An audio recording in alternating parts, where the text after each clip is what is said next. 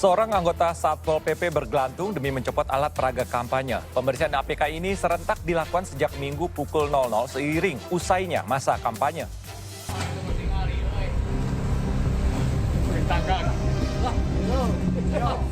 Totalitas. Apa yang dilakukan seorang petugas Satpol PP di Kecamatan Garut Kota, Kabupaten Garut, Jawa Barat ini? Tak gentar bergelantung juga memanjat dinding demi mencopot seluruh alat peraga kampanye yang masih terpasang.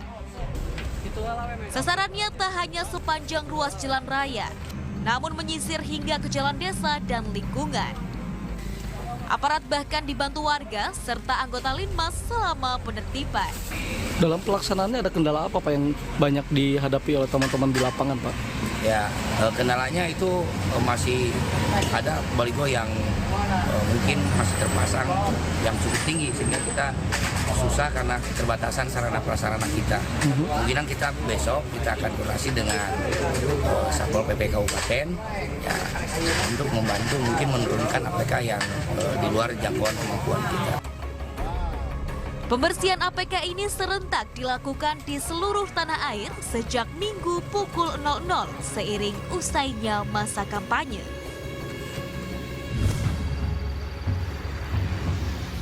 Di Ciamis, Jawa Barat, Satpol PP dan Bawaslu sejak Minggu siang mencopot ribuan APK berupa spanduk dan baliho kampanye beserta bendera partai.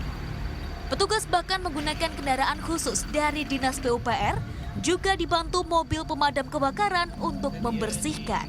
Jadi kita berdasarkan surat edaran Pak Bupati, ya, Kepala OPD, turut serta untuk memastikan bahwa pembersihan ini telah berjalan sesuai dengan ketentuan, terutama dari surat edaran Kementerian Lingkungan Hidup, ya, bahwa peserta pemilu berkewajiban untuk membersihkan alat peraga kampanye.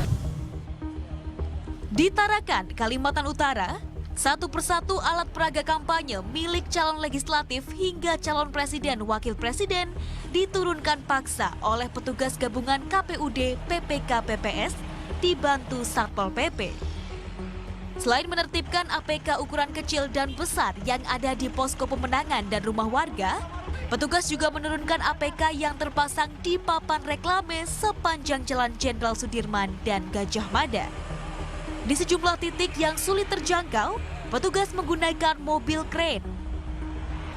Petugas pun harus ekstra hati-hati karena jarak reklame dekat dengan jaringan kabel bertegangan tinggi. Yang peringatan kerasnya sendiri bagaimana? Peringatan kalau itu kan nanti kan tinggal, sebenarnya kalau di PKPU itu harus sertifikat H-1 ya. Tapi itu bagi peserta pemilu, tapi kalau sudah masuk pemenang itu kan sebenarnya tidak boleh lagi. Nah, kalau untuk masalah penindakan atau pelanggarannya nanti di Bawaslu. Kalau memang ada laporan masuk di Bawaslu, nanti Bawaslu akan menindak.